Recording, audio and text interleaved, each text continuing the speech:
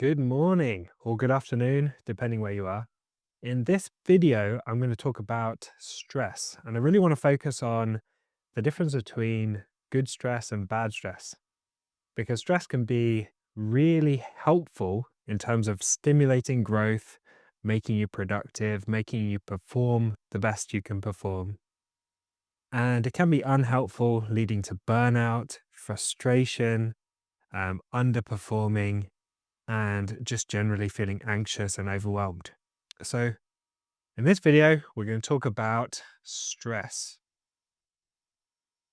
And mm, there are several, in fact, there were 6 aspects to stress that can either make stress really helpful and help you perform at your best, and make stress really unhelpful.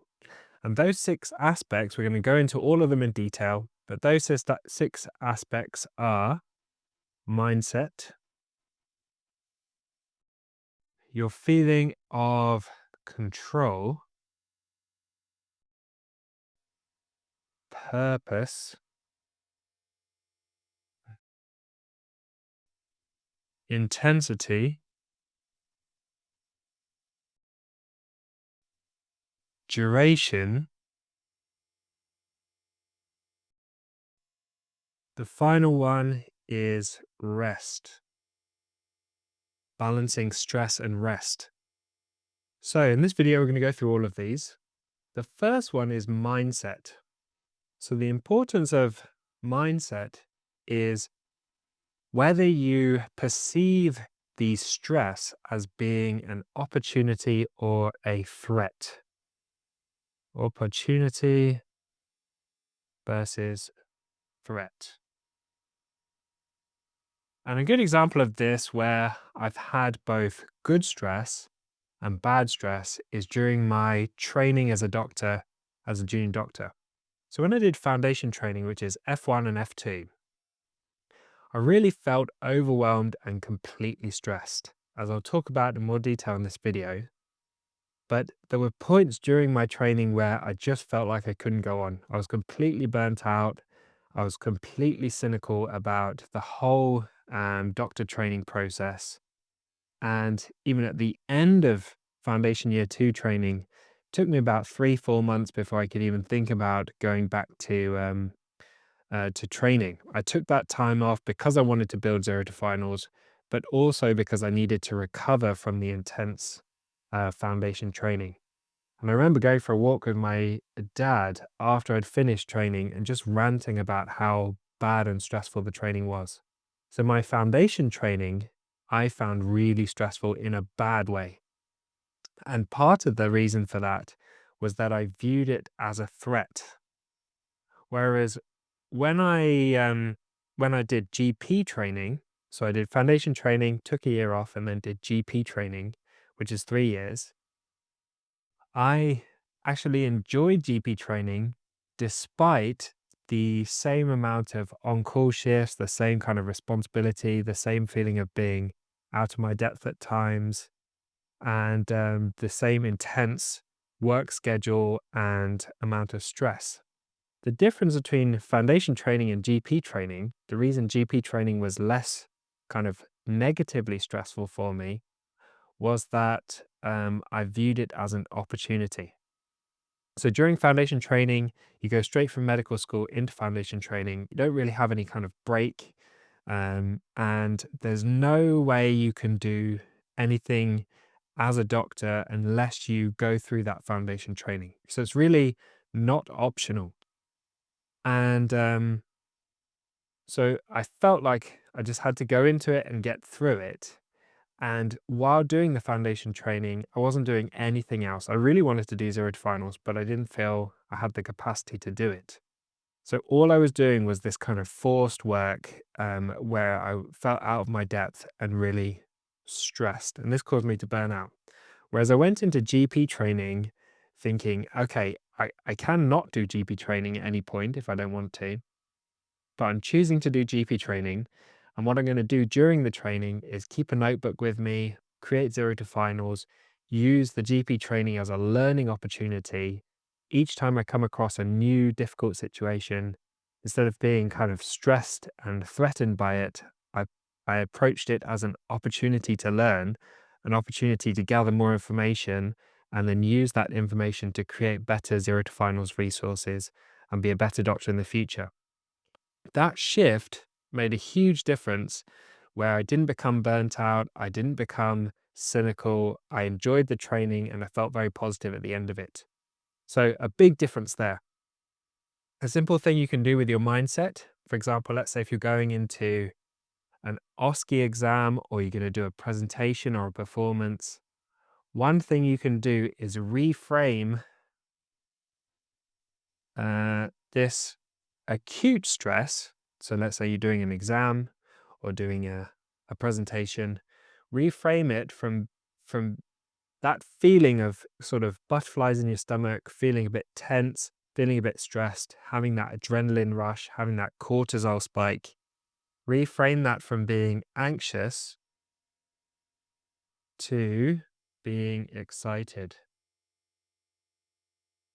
So I remember when I went for my MRCP PACES examination, which is one of the postgraduate exams to become a physician in the UK.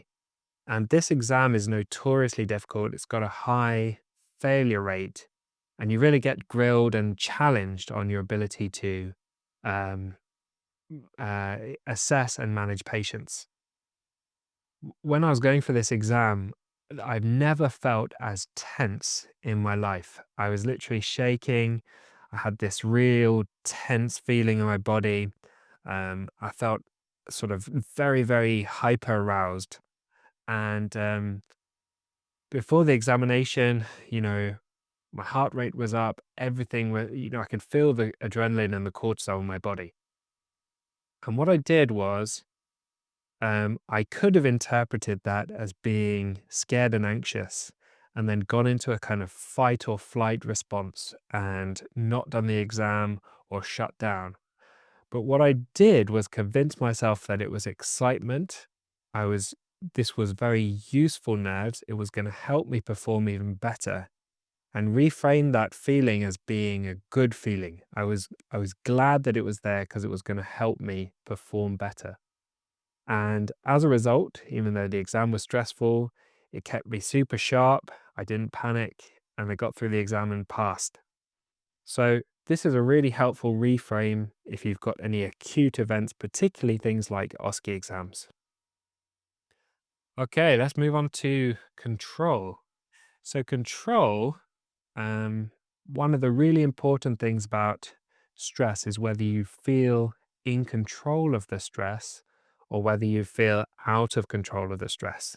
An important concept here is locus of control. So, the locus of control, let's look at this as a little illustration here. So, we got our little kind of gingerbread man here. And we've got another gingerbread man here.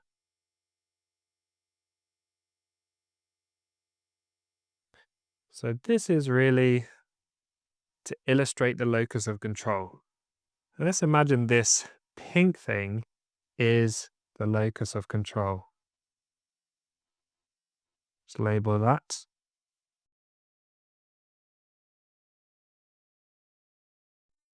So this person has an internal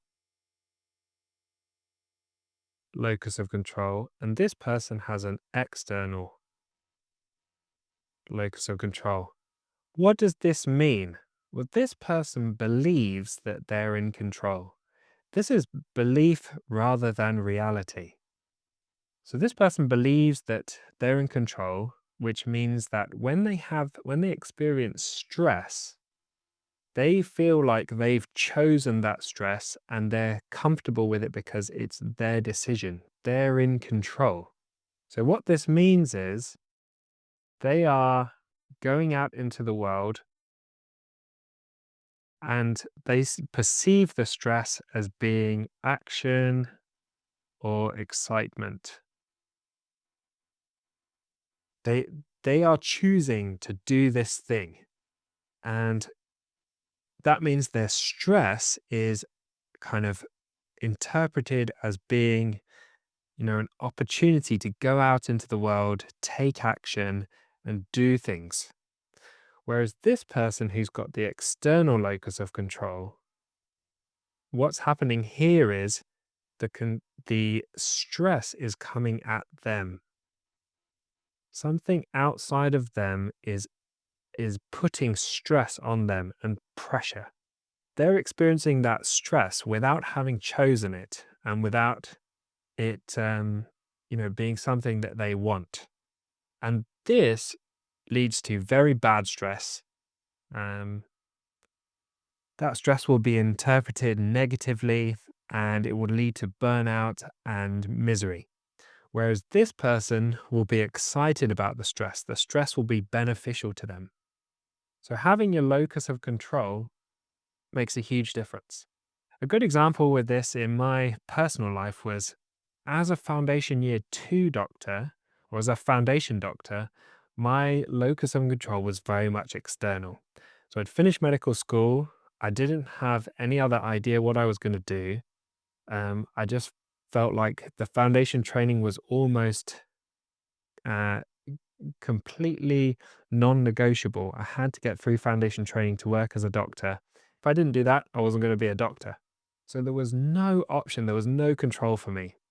And when I was given my rota, I had no control over that rota. I was told you're going to work these night shifts, you're going to work these weekends.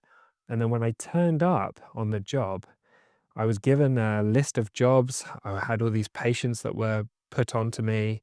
I had all these responsibilities I had to take care of.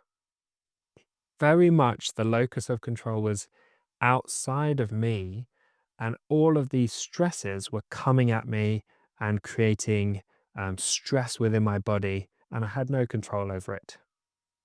When I finished foundation training, what I did then was a year where I took a few months to do zero to finals to get it started. And then I started locuming. And the big difference, even though the locum job was pretty much the same kind of work, I was still working in a hospital. I'd turn up at set times. I was given patients, a list of jobs to do, and all that kind of stuff. In fact, I had to commute for an hour each way to Blackpool from Manchester. So it was, in a sense, quite a stressful job in theory. But the big difference was I felt like I was in control. I was a locum, which meant I could pick and choose whichever jobs I wanted to take. I'd chosen this job. At any point, I could say, no, I don't want to do this anymore. So I felt like I was completely in control and I was choosing to do that job. And as a result, I didn't find that job stressful. I found it enjoyable and exciting and an opportunity, simply because my locus of control was internal. The same thing with GP training. I'd chosen to train to be a GP. I had the benefit of it would further my career and it was helping me to build zero to finals. So it felt like I'd chosen it. And if I wanted to, I could drop out, although I didn't want to. And that gave me a lot more feelings of control. And as a result, I found it less negatively stressful. The stress I experienced was positive. So that's locus of control. And one thing you can do practically is to decide to choose the stress. If you choose the stress and acknowledge to yourself that there are other options, um, reframe this stress as being an opportunity and something that you've chosen, and acknowledge that you have options outside of that chosen stress. So if you know at any point you could quit your job, you could, drop whatever stressful thing you're doing. Let's say you choose really intense marathon training. You know there's the option to just drop out of the marathon and stop training. So when you do that marathon training, you don't feel as much stress as if you'd have been forced to do that amount of marathon training without choosing it. So just choosing the stress and feeling as though the control is with you rather than outside of you makes a big difference.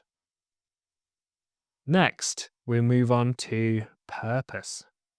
So purpose really comes down to whether you find the stress rewarding or whether you find it meaningless.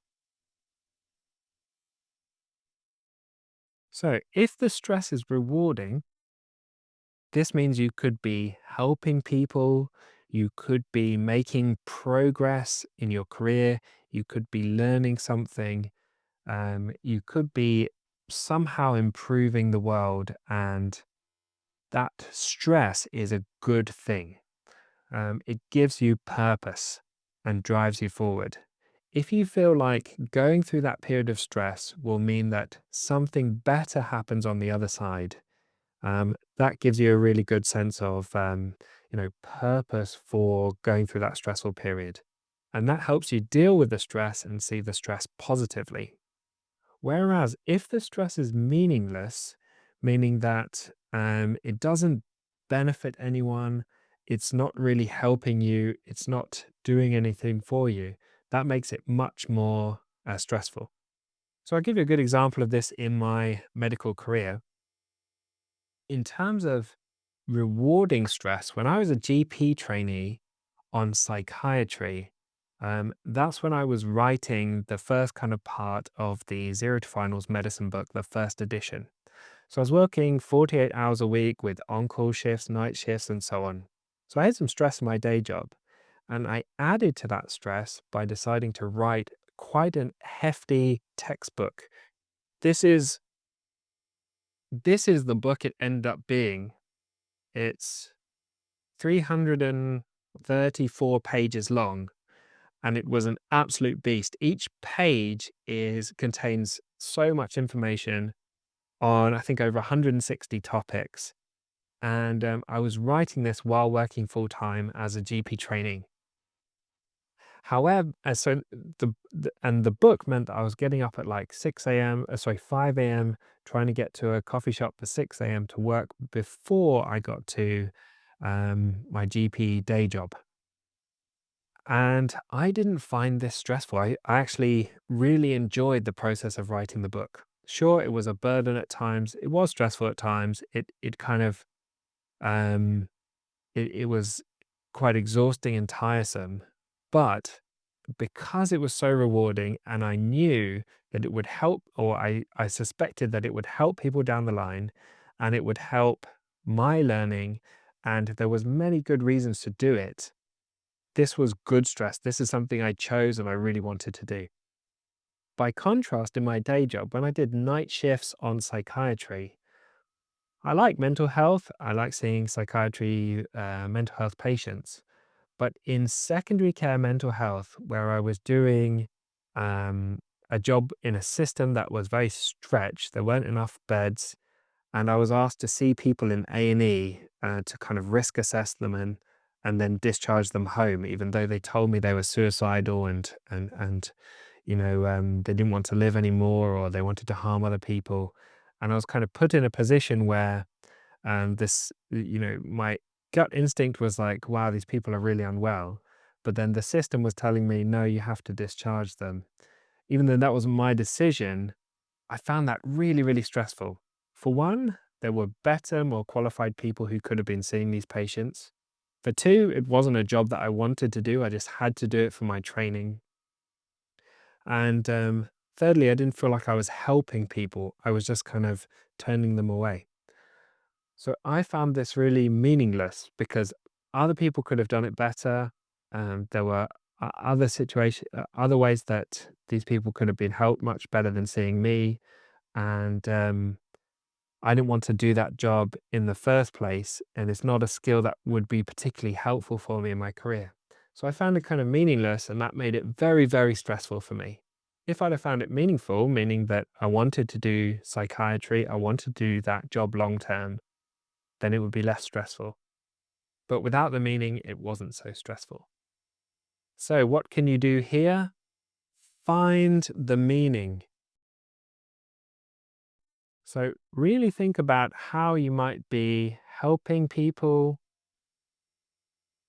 and how it could give you some sort of progress and growth. And if you really, when times get stressful and you're struggling, if you really focus on these things, why are you doing it? How is it giving you progress? How is it helping people? How is it improving the world? How is it leading to growth? This can help you get through stressful times. So, the next topic to go through is intensity. And we need to look at something called Yerkes Dodson law. And this Yerkes Dodson law is a graph, so I'll just draw for you here. On the y axis, you have performance. And then on the x axis, you have stress or arousal. And this graph looks like this. It's a kind of like a bell curve or an inverse U shape. And so when you have too little stress, you can be bored. So if you had a job where your job is just to sit there and do nothing, and you do that 7 days a week for hours on end, it's so low stress that you're really bored. And as a result, if someone comes up to you during your job, you kind of perform badly because you're just not interested. It's not stimulating you enough. It's not getting you enough stress, and it's not getting you aroused. Equally, it's kind of understimulated. So, what can happen is, for example, think about training with weights, trying to get stronger. Let's say you don't add enough stress in the form of weight. And when you lift that weight, your muscles don't have to do enough work. They're not stressed enough. So, what happens is they're understimulated, so they don't adapt and you don't make progress. Will lead to reduced performance.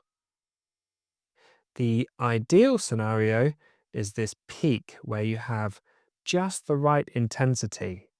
So this intensity is just perfect, where it stimulates the best performance. So in weightlifting, you could think this is just the right amount where you can do, say, 6 or 10 reps, and that gives enough stress to the muscles that they adapt and get stronger. Or you could think of this in terms of exams, like my MRCP exam, where I felt this sense of stress and pressure. That made me very alert and very quick thinking because I was in a sort of fight or flight situation, but it led to just the right amount of performance and I passed the exam. You don't want to be too relaxed in your OSCEs, and you want just the right amount of stress and agitation to get you going. And then on the other end, you have too much stress. And this makes you anxious or overwhelmed. And so your performance drops. If you have too much stress, you can't cope with that amount of stress and you become sort of anxious, overwhelmed, and have a terrible performance. If you think about weightlifting, this is like having too much weight where you can't even lift it. And then you try really hard and you end up pulling or tearing the muscle. And so your performance is terrible. So this is called the Yerkes-Dodson law. And so what you want to do really is manage the intensity. So when you're choosing your stressful thing, whether that's exercising, whether that's kind of looking at goals from a career perspective, in an ideal world, to have just the right amount of stress, you want to manage the intensity so it hits you right at that peak performance level. The other thing you can do is you can build your tolerance tolerance so that the amount of stress that you can tolerate and leads to peak performance increases over time. And I'll give you an example of this from my career as a doctor. When I first started, I remember my first ever day on the job as a foundation year one doctor, straight out of medical school. I remember seeing, I was doing a ward round and somebody asked me to prescribe IV fluids for this patient. Just very simple IV fluids to keep them hydrated and just as maintenance. And I prescribed them. I can't remember the exact prescription, but it would have been like normal saline over 10 hours. And that was it. One bag, 1 liter of fluid for this patient. So I prescribed it and then I went home that night and I had like a very restless night because I was feeling very stressed. I was completely overwhelmed by this decision to prescribe IV fluids, which is such a mundane kind of task for a junior doctor. I thought I'd either put this patient into renal failure or heart failure. They'd be fluid overloaded. They'd have developed pulmonary edema. They were probably breathless.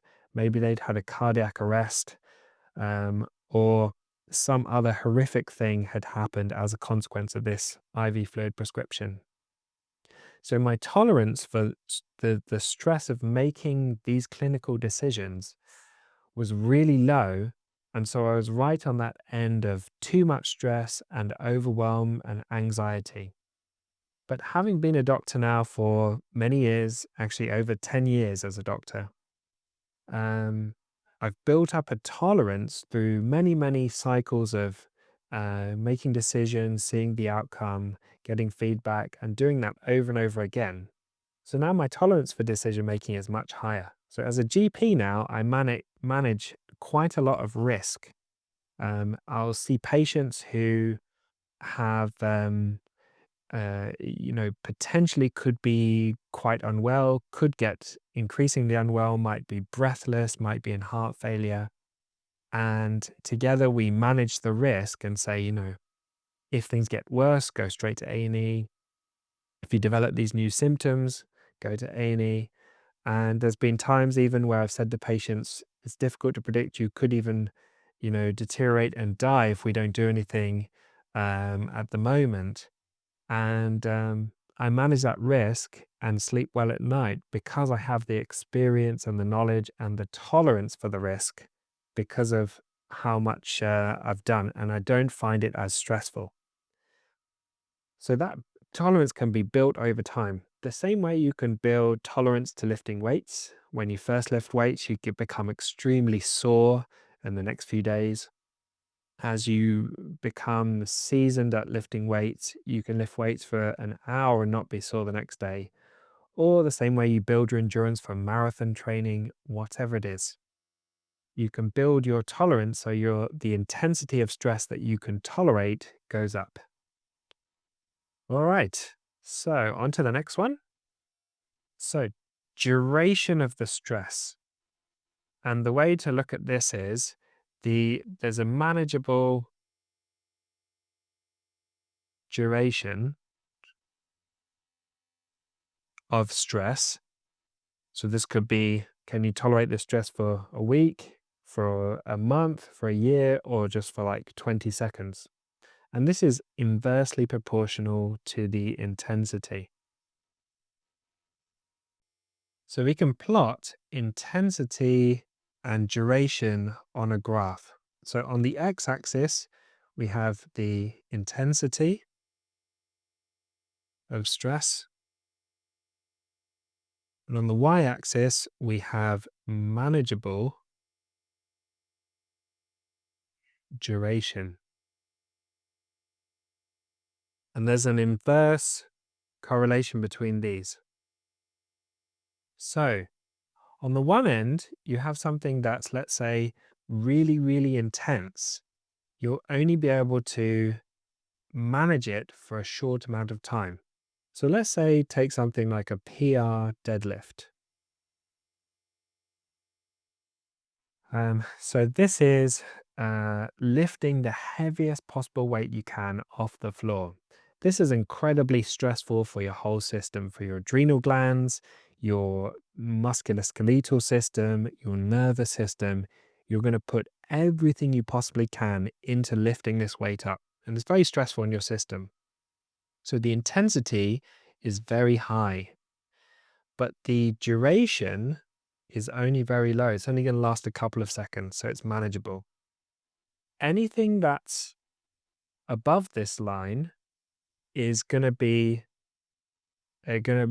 present for too long in terms of the intensity of stress. So this can lead to burnout and overwhelm.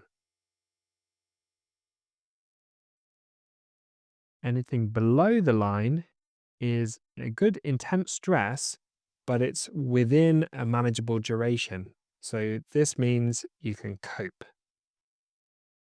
So another example is, let's say, skydiving.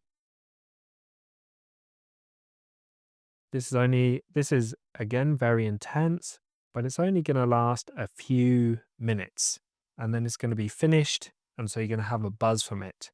You're not going to be wanting to skydive for a week, falling through the air for a whole week. But if you're falling through the air for 10 minutes, that's more manageable. And so it's a good kind of stress. Then you've got something like a 3-hour exam. So you're sat in an exam hall answering questions, trying to perform at your very best. And so a 3-hour exam is quite a long time. The intensity of stress is relatively high, probably less than skydiving and less than doing your 1 rep max deadlift. So the duration you can manage is a bit longer. But if this was, you have to sit in this exam hall for 48 hours and answer questions, that's going to be too long. You're not going to be able to cope with that. But 3 hours, you can cope. Next might be a push for essay. So there's like a deadline to hand in an essay. That might be a week where you're really pushing to get this essay done, and then you can chill. Next might be like a 4-week clinical placement. It's not super intense, so you can manage it for 4 weeks, but you wouldn't want to be on that placement for a long time. Then you might have like a 12-week diet where you can stick to your diet for 12 weeks. If it was going to go on for 12 months, you'd get completely worn down by the diet, but you can cope for 12 weeks following quite a strict diet and losing some weight. Next, you might have a university degree. This might last you 3 years or 5 years or 6 years, depending on what you're studying. But you can cope with that. You wouldn't want to be on a university degree for 10 years, but you can cope with the 3 years and push through. And then something which is, say, very low stress, like brushing your teeth. Brushing your teeth daily is quite low stress to keep up brushing your teeth twice a day. So you can manage that basically lifelong. You're going to be able to cope with brushing your teeth all the time. So this highlights the intensity of the stress and the manageable duration.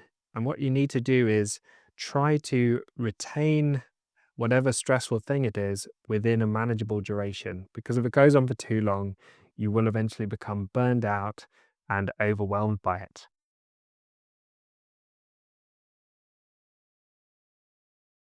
So you want to set the correct duration. So an example of where the duration went a bit too far for me is with my FY2 surgical placement. I would do on-call shifts where they did 4 days in a row of 12-hour days on call, where you carried the bleep, took referrals, did the ward round, did all the jobs, and it was incredibly intense. I remember one time I got 65 bleeps in a day, and at the same time I was trying to do a ward round, trying to see people in A&E, trying to manage sick patients on the ward, doing all of this while constantly being hassled and bothered. And I could manage a day of that. I would just push through and plow through 12 hours, but by the end I was exhausted. But the problem is the duration was too long. 4 days in a row of these 12-hour days had me completely wiped out. In fact, I did this schedule a few days before I got married, and on my wedding day, I was completely exhausted. And then on my honeymoon, where we went away the next day, I got really sick, had a terrible flu-like illness, and the honeymoon was really just me in bed, very, very sick and feverish. So this is where the duration is too long. One day would be probably manageable. 12 hours is probably too long.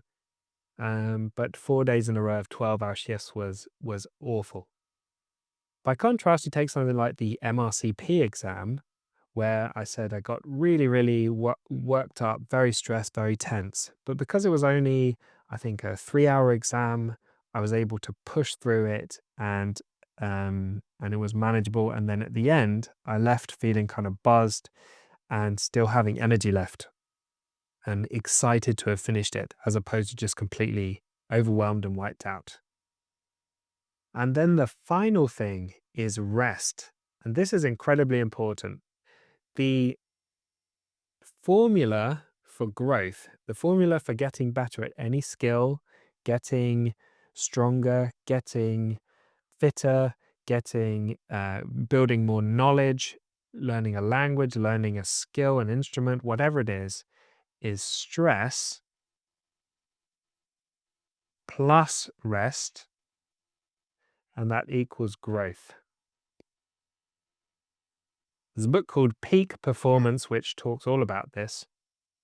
But essentially, if you don't add some stress, you won't have that stimulus for growth, and you won't have that stimulus for development and progress. But then if you have stress with no rest, then you don't have that opportunity to adapt. It's only with the rest where you adapt and grow. If you have stress, with no rest, you don't grow, you just become burnt out and worn out. So the way you can look at this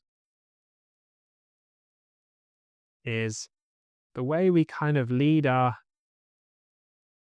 take this on the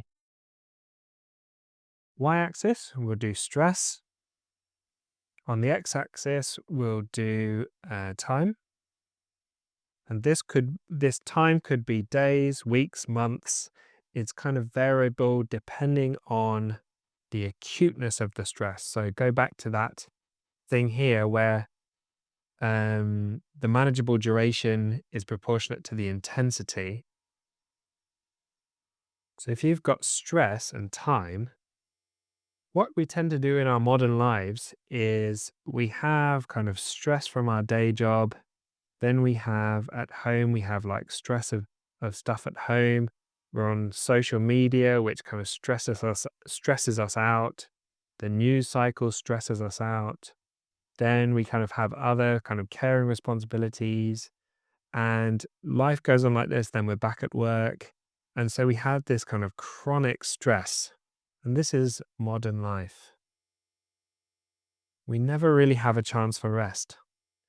And if you're a kind of conscientious person, a high achiever who wants to pursue goals and things, which if you've got to this point in the video, I suspect that might be you, you might be adding stress after stress after stress. So you might have a 5 a.m. morning routine like me. Then you might work all morning. Then you might have a day job. Then in the evenings, you might exercise. Then you might end up, making your house spotlessly clean, have some caring responsibilities, have kids, elderly parents, whatever it is. So you just add more and more stress. And then even in your downtime, you might be like, oh, I could squeeze in a bit of yoga here, squeeze in a bit of meditation. And even when you hear the word rest, you think of active rest where you're stretching, you're still doing stuff. Your stress levels are constantly high, so you don't have that period of rest. And this will lead to burnout and exhaustion and reduced performance. The ideal situation is you give yourself a period of stress. So this is like a revision for your exams. So you do a revision period and then you take an hour or two off. You just completely relax. You don't do anything stressful. So your stress levels are way down here. Maybe you're just chilling, reading, reading for pleasure, not for learning things. You could be listening to music. You could be watching TV, not stressful TV, but relaxing TV. Then you add another period of stress. So this is like a workout. Then you relax, maybe you're just hanging out with friends, just chilling. Then you add another period of stress. So what you want is these periods of stress, rest, stress, rest, stress, rest. So you're doing stress, rest, stress, rest. And when I say rest, I mean proper rest, where you're not trying to be um, diligent. You're not trying to be, um, uh, you know, you're not trying to focus your energy on anything. You're just letting yourself completely relax and not using any willpower, you know, just letting everything chill and recover. And this is the formula: stress, rest, stress, rest, stress, rest. This is the formula that allows you to make great progress. If you have stress plus no rest equals burnout plus reduced performance. There we go. So the important thing here is really try to build in rest.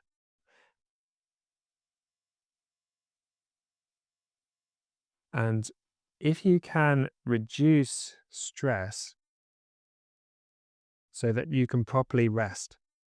So the thing here is you need to be able to balance the stress and the rest. If you're doing a clinical placement or a job that's incredibly stressful, so for example, my foundation training job, some of them were really stressful and I was completely worn out. At that point, you just can't take on more stress, um, any sort of optional stress. You may have some stress that you need to deal with, caring responsibilities, unwell relatives, financial stress, whatever it is. You'll still have some stress to deal with, but don't take on unnecessary stress. Don't get into arguments. Don't, start overloading yourself with workout routines or strict diets. Give yourself a break and manage your total stress levels and do as much as you can to try and build in periods of rest. And building in periods of rest means proper rest, just letting yourself chill. And this is the formula for, proper growth, stress plus rest. So here we have it. Here's the 6 factors that help make stress a positive thing in your life as opposed to a negative thing. Having a good mindset where you reframe it as an opportunity. Having a locus of control where you have internal sense of control over this stressful event. Having a purpose, focusing on the reason for the stress and why you're doing it and how it's going to progress things, how it's going to lead to growth, how it's going to help people. Managing the intensity of the stress, managing the duration of the stress, and then balancing the stress with rest. So hopefully you found that video helpful. If you've got to this point in the video, well done. It's been a long video. Do leave me a comment below. I really find it interesting to hear your thoughts on what we've talked about in this video. And let me know if you want me to talk about anything in a new video. And I'll see you in the next video, which will be tomorrow.